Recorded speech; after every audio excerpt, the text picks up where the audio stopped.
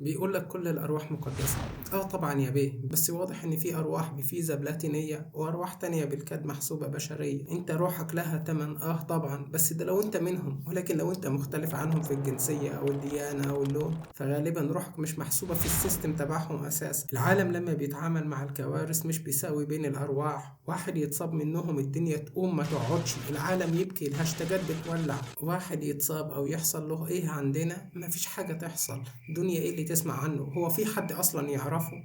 هو مش موجود على الخريطة أصلا يا فندم. افتح عينيك، المصيبة عندهم صوت مسموع وإخراج عالمي بجودة 4K على أوسع نطاق، وعندنا يقرر التعاطف العالمي يشتغل بفلتر وجودة 140. الفرق بين دم ابنهم ودم ابنك لما أولادهم تنصاب الدنيا بتتقلب. تعاطف من جميع المنظمات، كلنا في ظهره لحد ما نجيب له حقه. أما أولادنا هنعديهم مع الإحصائيات كأنهم مجرد رقم في تقرير حقوق الإنسان اللي محدش بيقراه. بيحطوا صور ناس معينة ويتجاهلوا غيرهم. بعد القصص بتوصل وقصصنا بتدفن يوم بعد يوم تحت التراب. أرواحهم لما بتحصل لها حاجة بيتعمل لها أفلام وثائقية، وأرواحنا تدخل تحت كلمة خسائر جانبية.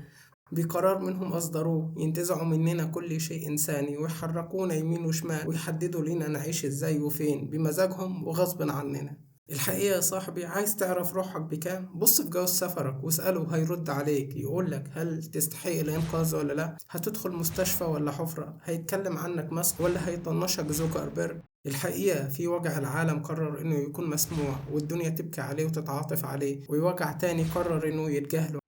لحد فترة قريبة كنا فاكرين إن إحنا عايشين في عالم عادل، بس اللي مش كنا واخدين بالنا منه إن العالم العادل ده معمول لأشخاص معينين بس. مدرسة الأخلاق العالمية قررت إن أرواحهم من النوع اللي ينفع يتحط في إعلان إنساني، إنما إحنا أرواحنا معلش إحنا ما نشبهش. ولكن مين بيقرر ده وإزاي قرر إن في أرواح شكلها لايق على الإنسانية وأرواح تانية لأ؟ يعني إيه اللي أبيض أبو عيون زرقاء يستحق الحياة والأسمر يتحمل شوية بؤس؟ طيب هو مش اللي خلقنا إله واحد؟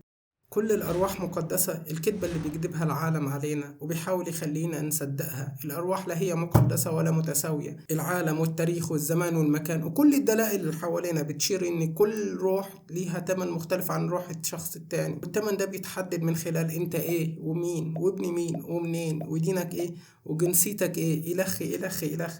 بس العالم زي ما حدد لنا سعر رخيص قرر كمان إن إحنا لازم ننسى ونتعمي ونحط لساننا في بقنا ونخرس ونختار بمزاجنا أو غصب عننا إننا نتجاهل.